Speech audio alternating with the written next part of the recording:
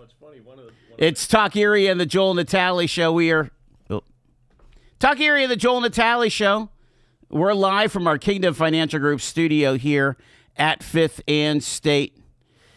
And we want to welcome back to the studio here the senator from the 49th Senatorial District, includes almost all of Erie County, Senator Dan Laughlin. Good to see you, sir. Joel, it's great to be here as usual, and really looking forward to our 20 minutes. We're going to do more than 20 today. All right. So the last time we had you here was for your 20-minute candidate profile. And going into that election, I'm sure you had a lot of learnings, right? So you talked to a lot of voters and things. Yeah. Tell us about how you felt like the campaign went and how it ended. And look, it was. I would say it was what I would refer to as kind of a rough and tumble campaign. I think anybody that opened their mailbox and was looking at all the mail pieces and watching television, they know it was, it was pretty rough. And we got through it. And I'll throw this out here for our internet sleuths that feel like looking stuff up. Yeah. If I'm not mistaken, I got the most votes ever in the 49th district, though. Is that right? Yeah. Just on sheer volume. Sheer volume. Now, granted, wow. It was pretty heavy turnout, but we hit roughly 71,500 votes, and I believe we looked back 15, 20 elections, and that's a high watermark. What was the mail versus in person? Do you I didn't look at that. Okay. It was probably about 70-30, I'd say. Because that made a difference on election night. Yeah. Because it seemed like the mail came in early. Yeah, they got to work on that right at 7 a.m. So right. They had those results earlier than they had in the past, for sure. So as you were going through the night, you were in a deficit. Yeah, I have to say when the first results started rolling in around 8:30, I was like, well, maybe this is it, because it didn't look good. And then the county in person came in, and that would be your area. We really hit it hard in the county for sure. Yeah. Anyway, we prevailed. But put your political hat on for a second. I'm trying to understand now. There's been you've been involved in 2 elections since we've had this show, and then the original election, what was that, 2017? 2016. And all 3 have been battles, but they're obviously they have, it seems to me like the Democrats have a target on your back. They feel like this 49th should be a winnable race for them. And they poured the kitchen sink into it, and making you pour the kitchen sink in. Yeah, for sure. Look, I don't blame them, right? This is a district that is Democrat majority by a pretty wide margin, actually. Now, granted, it has narrowed over the last few years with the registration shifts that have been kind of trending across the state. But it's still a plus 10,000 Democrat voter registration advantage, and with an advantage like that, when you look at it on paper, I can picture their strategists sitting around scratching their head, going, "Why can't we win that district back?" Yeah. And before you was a Democrat, I'm trying to think. You beat Sean, right? I beat Sean Wiley in 2016. Yeah. And then who did he beat? So, it was Jane Earls forever, right? Yeah, it was after Jane Earl retired. Yeah. And then it was, pretty sure it was Janet Anderson and Sean Wiley in the general election. So it was an open seat at that time. Gotcha. Yeah. So you think about it, it actually it has been preferred. The voters have preferred a Republican in there now for most of the recent future, right? I mean, recent past. I mean, if you go back, I guess it's 20 years now, 25 years, something like that. The Republicans have held it more than the Democrats have, because Jane, I'm pretty sure Jane had it for 16 years, and then Sean had it for 4, and I've had it for 8. Well, be going on 12 now. 12, yeah. it takes a special kind of Republican to hold the seat, though. You're pretty Well, sure. down the middle. Yeah, you have to be a moderate to hold this seat for sure, at least as a Republican. And quite frankly, I think you would have to be even as a Democrat because Erie County is kind of your blue collar county, if you will. We certainly got a lot of national attention these last few cycles, that's for sure. Where does the money come? Again, weren't you telling me it was like a $3 million plus between the two of you?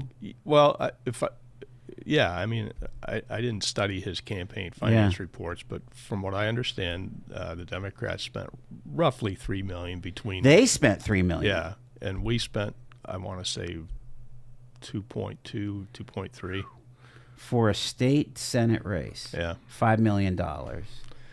It's like, but the money comes from it comes across from the country, sources, right? and across the country, the Republican and Democrat state legislative committees, across the country donate to different regions that are important. And look, we have the majority in the Republican Senate right now in Pennsylvania. That brings balance to the governor and the state house is run by the Democrats now.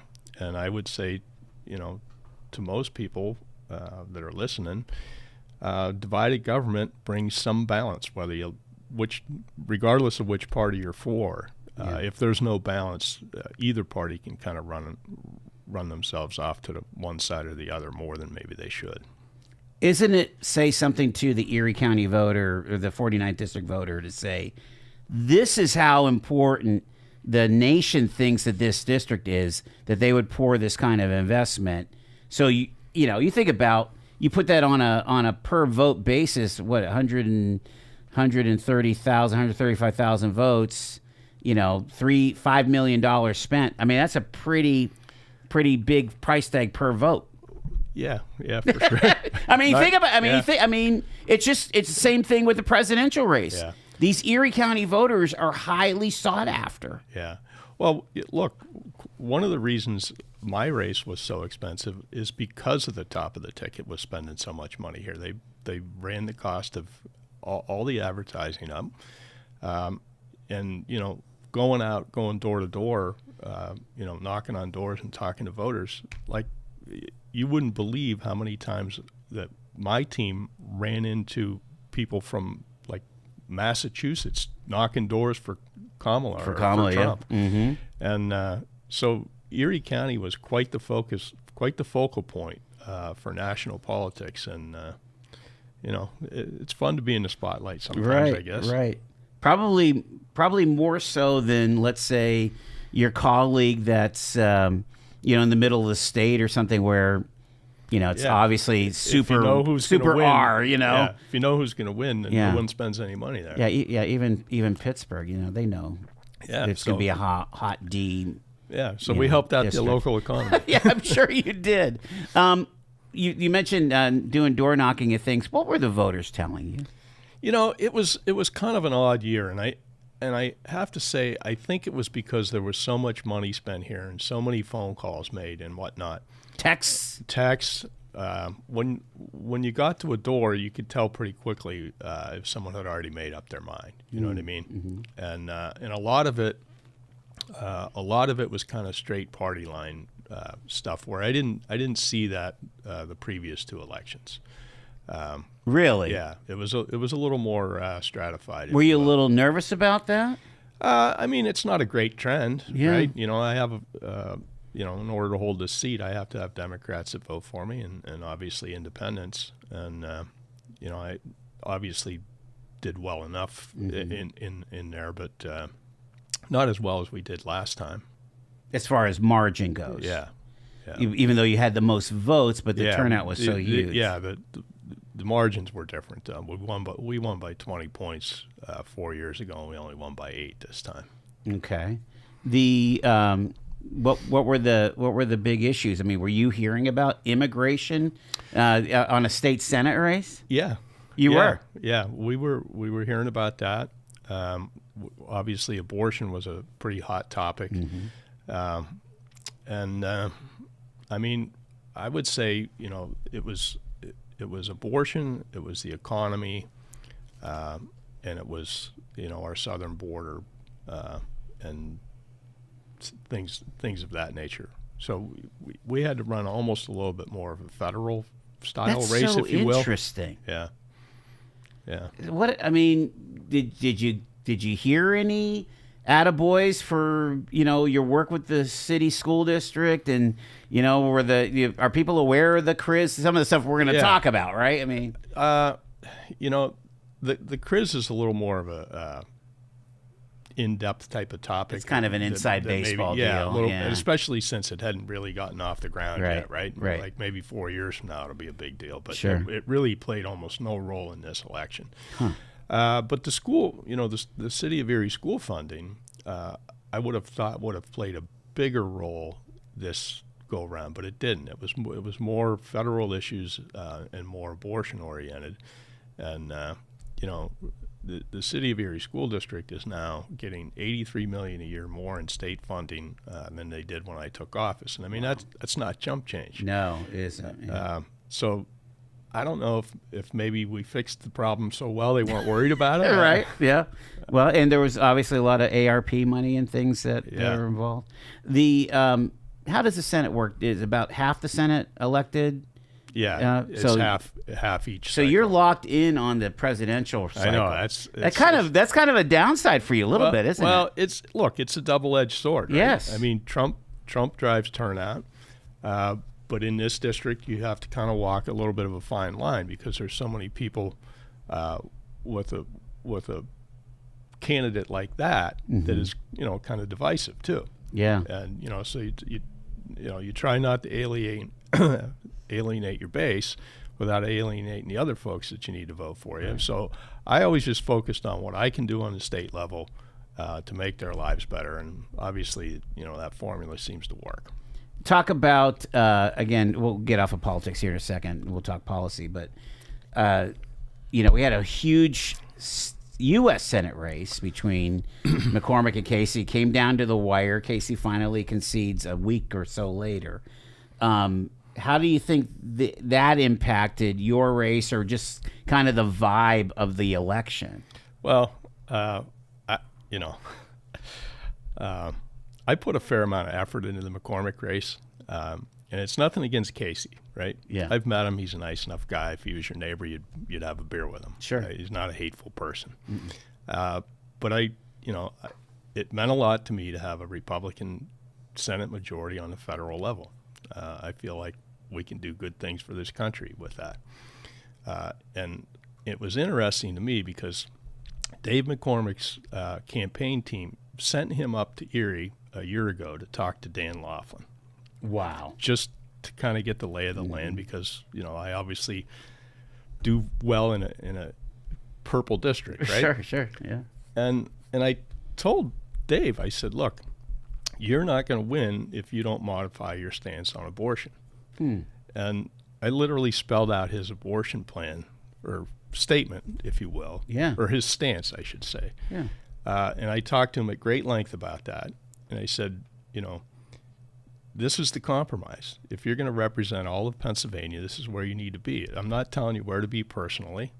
I'm personally pro-life, but I vote to keep it as is. Mm-hmm. And if you go back and look at his stance, I can hear myself talking to him. So is that right? I'm wow. pretty happy about that because I believe that was the final little component to his campaign that put him over the top.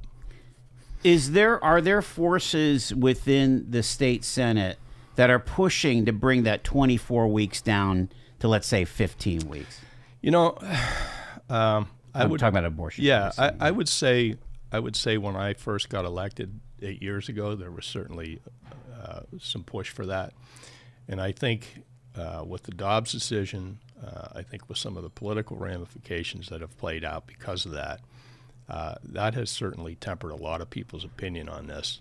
And I have seen a move amongst a lot of the legislature to kind of move to the position that I've had right along. Just leave it alone. Yeah. Leave it where it's at. And again, you have a Democrat in the governor's seat. You have a Democrats that run the House.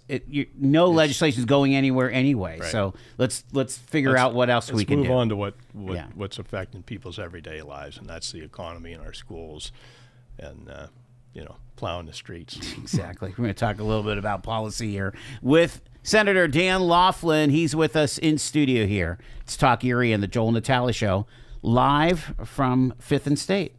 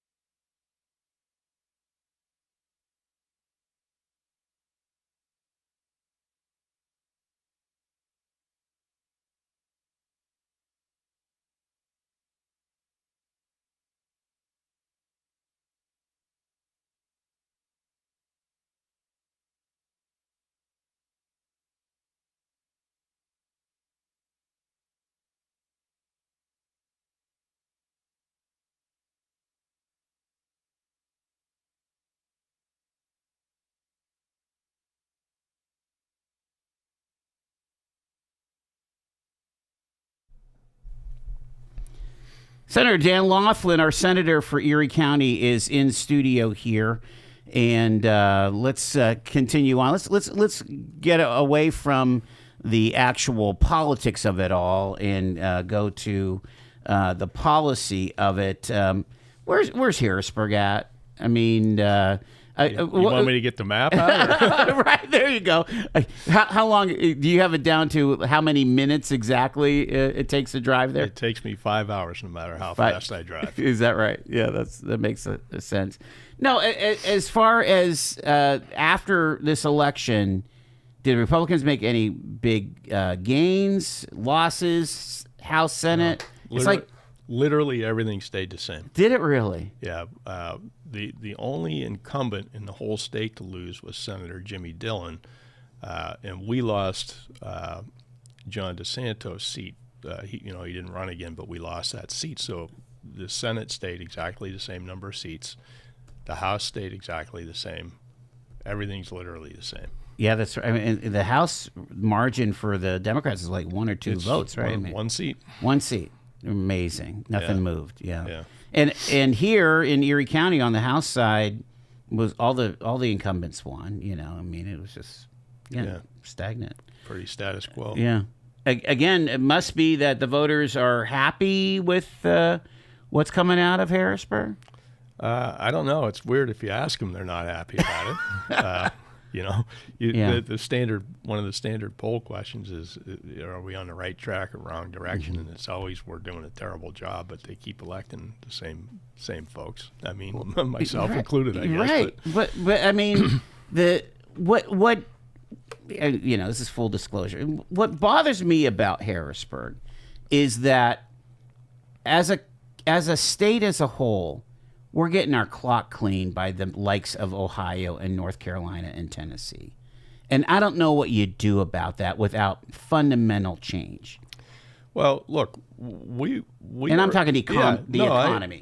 I totally understand. Look, We are making changes to Pennsylvania's tax laws that are at least starting to make it more attractive to business.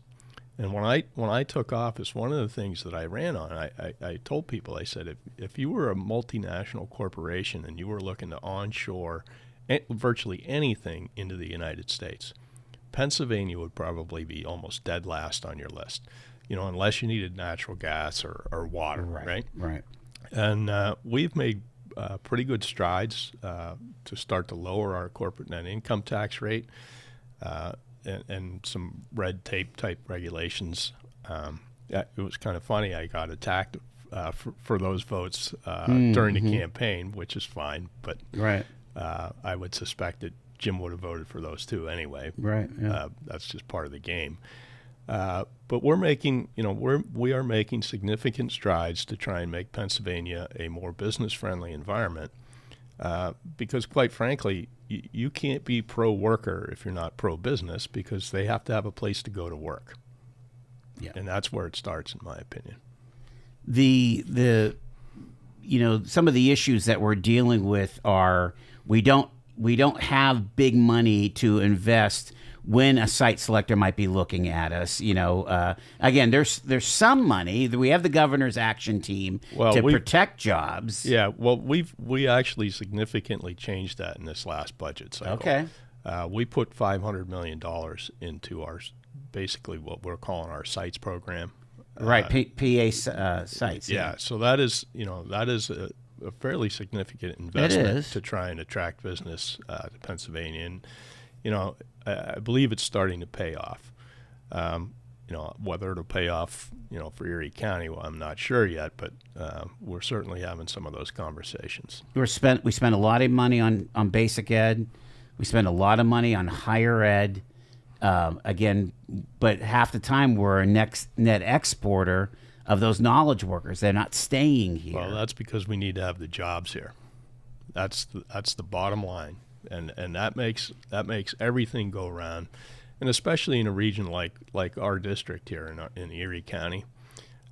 We've lost a lot of manufacturing jobs over the last 50 years, and I'm not going to sit here and tell you that we're going to be able to bring manufacturing back to what it once was, but we can certainly make our region attractive to businesses of all kinds to come here. There's data centers that need water for cooling. Yeah. They need a lot of inexpensive energy to run those. And Pennsylvania is energy rich. We could certainly be making plays in some of these newer areas. Areas, if you will. Do you think the state can provide some pressure on local municipalities to kind of chill out a little bit on the permitting process? It takes a long time to, let's say, get a new natural gas electric plant on, and that's what these data centers are looking for. They're looking for gas out of the ground into the turbines and into the data center. Yeah. Look, we have folks that are anti-energy. I mean, there's no doubt about it. And we don't have really time to talk about climate change today, but we can do that on another show. Yeah. But one of the things that I find frustrating is there was a brand new natural gas power plant going to be built in Renovo, PA, and for the folks that don't know Renovo, it's kind of like Waterford almost, right? Hold that thought, because we are up against hard break here. We'll talk about Renovo and we got to be energy friendly in order to beat the Ohios and the North Carolinas and the Tennessees.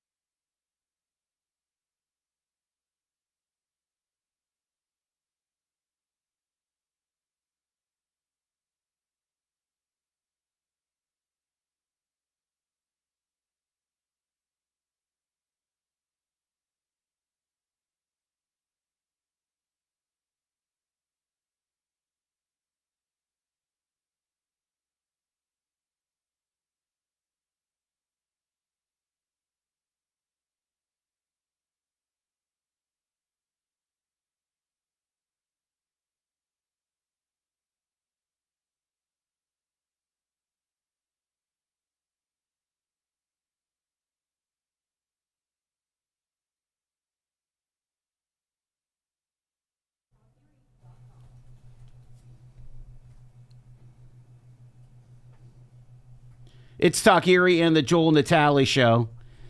We have got our Christmas bumpers here, and here for Christmas, post-election, is the senator of Erie County, the 49th Senatorial District, Dan Laughlin.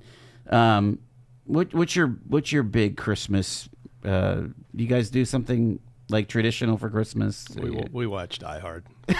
You do the classic Christmas movie. Look at Shaney's T-shirts. He's got the what is that? Nakatomi Plaza, right? And Christmas until Hans Gruber falls from the Nakatomi Plaza. I know, right? Am I right? 100%. Exactly. So that's the shirt I'm wearing today. We were celebrating Christmas at the office. Die Hard is a Christmas movie. Ready? You want to take a phone call? Sure. All right. Let's grab a phone call. You're live on Talk Erie with Senator Dan Laughlin. Go ahead, sir. Go ahead. Joel. There you go. The folks against the energy are usually pro-weed. Man, what a downer, you know what I mean? Just making light since the snow is so heavy. I know that I, for one, sure wasn't ready. Hopefully, as we move forward, it goes that the holidays bring family and a lot less snow. I love it. We're looking for that for sure. Thank you, man. Yeah. Yep. Happy. Yeah, have a good one. Merry Christmas. We'll see you. Yeah. Talk to you later. Bye-bye. So that's our poet laureate there, Senator. So you guys watch Die Hard. That sounds like a fun thing, sir. I have my Christmas sweater on. That's right. Talk to the folks about what you encountered by pulling the plow out. You were busy all last week here locally. Yeah, I mean, I have stuff that I have to plow personally, just Sure. for our apartments and stuff like that. But we also had constituents reaching out to my office that, they had elderly parents and whatnot that they couldn't get to their house to bring them food and medicine and whatnot.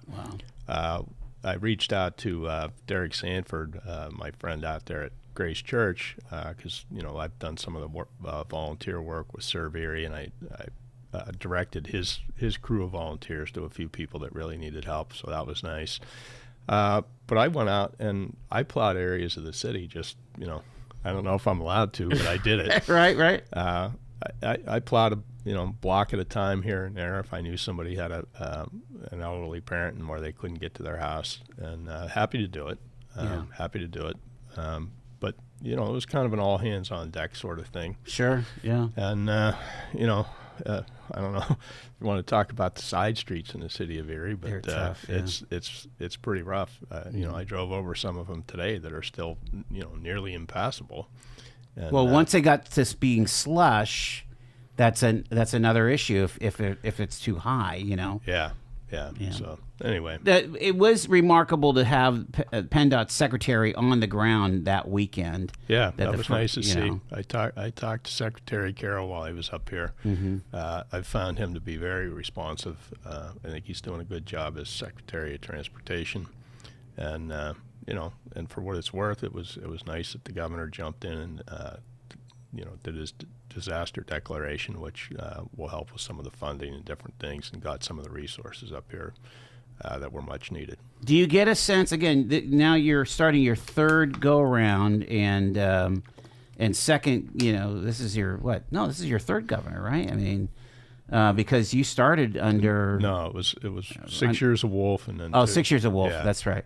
Second governor, then. I mean, he seems to be more interested in Erie. Yeah, I would say for sure, right? Yeah. And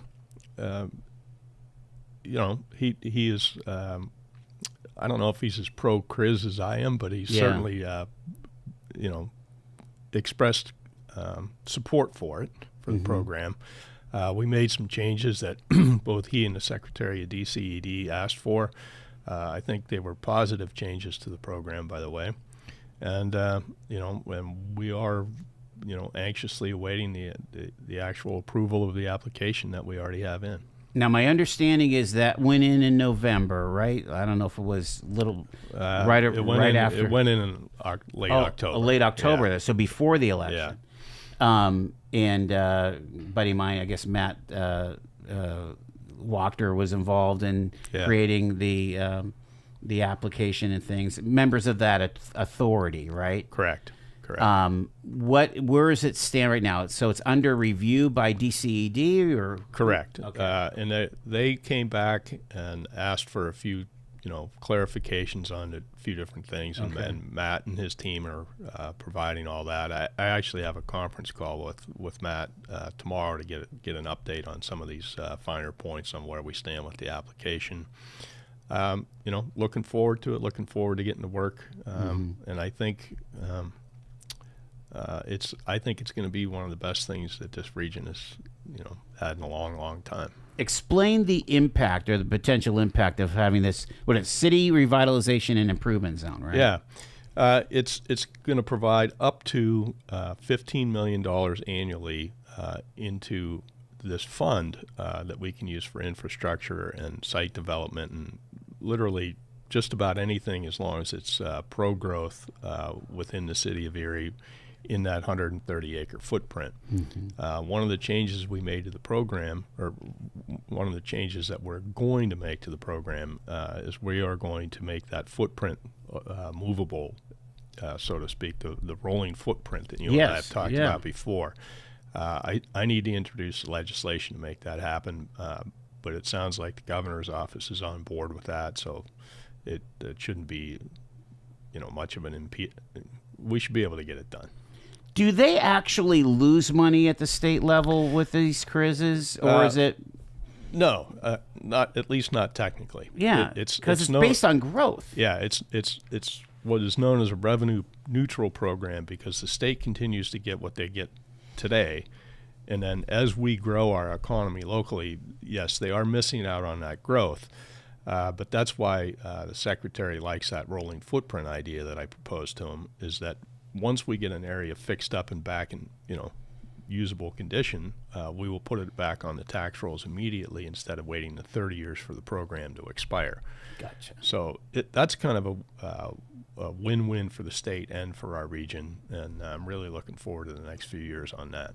I mean, we need to be clear that we have a lot of catching up to do in the city of Erie as far as investment. Everything from infrastructure, roads, to housing, to commercial buildings, and so on. Oh yeah, we're last I checked, we were the 5th poorest city in America, and that's not a title that I'm proud of, and I don't think anybody should be. But it brings, it brings a focus where when you ask for help, people should help, right? Yeah. It's partly why we got 8 federal opportunity zones a few years back. Those are overlaid with the CRIZ is obviously going to help our economy locally as well. Look, I'm an optimist, Joel. I think in the coming years, maybe a decade from now, you're not going to recognize the city of Erie anymore. Wow.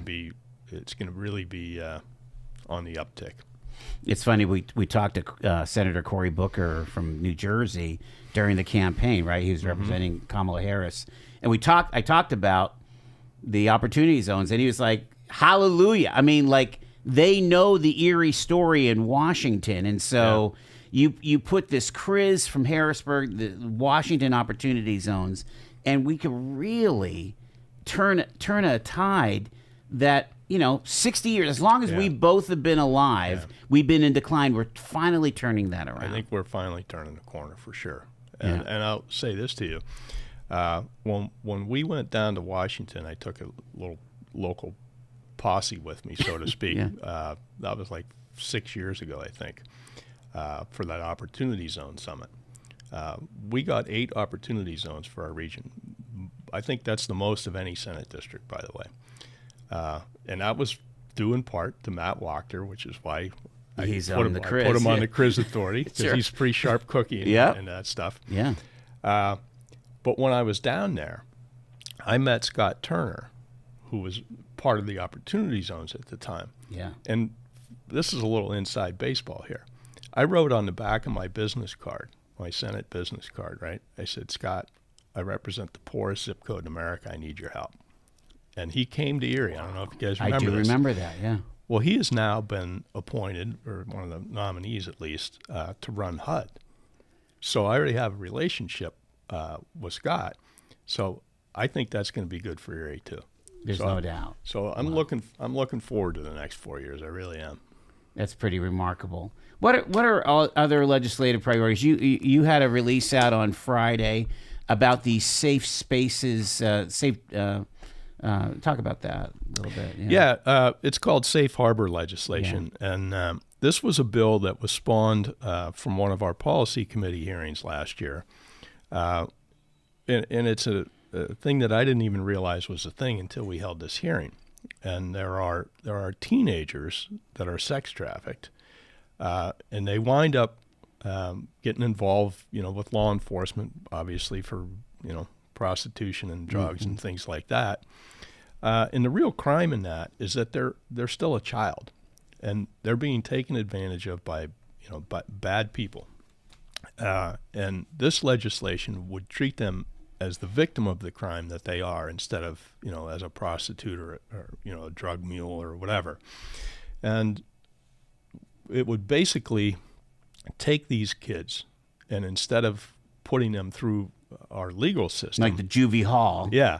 Instead of doing that to them, it would put them into a program that would help them and get them out of this horrible situation that they are in. So really hoping to get that piece of legislation done this session. I think it's, just vitally important. And I mean, if you have relatives that are, of their teen years, whether it's your son or daughter or your nephew or whatever, right? Mm-hmm. Picture them in a situation like that, and then having law enforcement put them through the legal system instead of into protective custody, into a protective environment where they should be, right? Wow. So really excited about that piece of legislation. Still going to work on Sunday hunting. I was going to say, I just wrote down Sunday hunting. You're getting pushback from what, the center of the state, or what? Honestly, we almost got it done this past session. Yeah. The Farm Bureau was obviously, or maybe not obviously, but they were opposed to it for a long time, and they're on board finally. That was kind of the last real opposition to it. So I got high hopes for that for this year. On my Twitter feed, on my X feed, there's an ad, like every fifth article is from Pennsylvania Game Commission, because they are so desperate to have the herd culled. Yeah. I mean, there's too many deer. Well, and quite frankly, I guess, I always say we, it's more of my office, right? Have reached out to the Game Commission to try and extend our local deer season in Erie County because of the snow that we had. Oh, sure. The storm that we had. A lot of people couldn't get out. A lot of people literally couldn't get out. Right? I was going to say, can you even park at the game lands these days, So we're trying to at least get like one extra Saturday for folks to get out there, and we'll see if it plays out, but we're at least trying to do that for Is our there local something sportsmen. about antlerless, like that's not long enough, that we have a long antlered No, they season? changed that as concurrent now. It is concurrent now. Okay. Yeah, they changed that a while ago. There's a lot of deer hits around here, right? Yeah. And so you talk to the claims adjusters and things, and they're saying, literally, this fellow's like, we used to get like one or two week during the off season. Now we're getting like 10 a week during the off season. There's so many deer hits. There's a lot of deer. No, there's a lot, and we've lost a lot of hunters. Total number of hunters. So we need to, we need to be mindful of, that the herd needs maintained in a proper size, and we're taking steps to try and make that happen. You haven't talked about this in a while, but recreational marijuana, where's that legislation stand? We're going to reintroduce it. I would say this to you: if you put it on a vote to the general population, right, it would pass overwhelmingly. Mm-hmm. And I think where we're at with it now. It's been talked about openly enough and long enough, and other states have done it, and the sky doesn't fall. We already have a medical program where you can get a medical card and buy pretty much all the cannabis you want, right? I think we're just about there. I really do. So I'll push back on this and say, since we do have a pretty robust medical system, what's the need for the recreational? Anybody who, has a sore tooth can get a medical marijuana card. That's true, Joel, and I've pointed that out to folks as well. Yeah. I think the difference is because there's a lot of weed out there. Oh, I mean, we smell it yeah, downtown. Look, I think anybody that is honest with themselves knows that anybody in Pennsylvania that wants to smoke cannabis already is, right? They're using it in some form. Yeah. I think the difference is in how you write the legislation, who can participate in selling it, because it's fairly regulated in a very, very tight market right now. Yeah. And just from a business and tax standpoint, legalizing it the rest of the way is the proper way to go. Okay. It's good for the free economy. It'll be good for our tax base. Those are the underlying reasons. There is some worry that it's just going to be big corporate marijuana. Well, that's what it is now. Yeah, and that's why if we pass the bill that Senator Street and I have been working on, it will open it up to a lot more mom and pop type entrepreneurs. Interesting. Yeah. Is there any Harrisburg solutions to the EMT crisis, the emergency management crisis? I mean, we're dealing with that in Erie County. You have a high profile conversation here. Well, look, across the state, we have lost significant numbers of volunteer firefighters. Significant, there were like 10% of what it was. Yeah, there were like 500,000 or 600,000 20 years ago. We're down to like 30,000 now. It's not enough to run the systems. So some of these areas are having, kind of a hybrid model where they have, a few paid people during the day, volunteers staffing it at night. There's no easy answer to this. I mean, there really isn't, because almost none of these rural communities can afford to just have a fully paid fire and EMS staff, right? Yeah. I mean, even, if you look at the city of Erie, their budget just for the fire department is roughly, I think it's $40 million, isn't it? It's over a third of the entire city budget. And even that's not really sustainable. I mean, when you look at the city, they've been selling off parts to try and make ends meet, and it's, the musical chairs is about to stop. So it's not, there's no easy answer.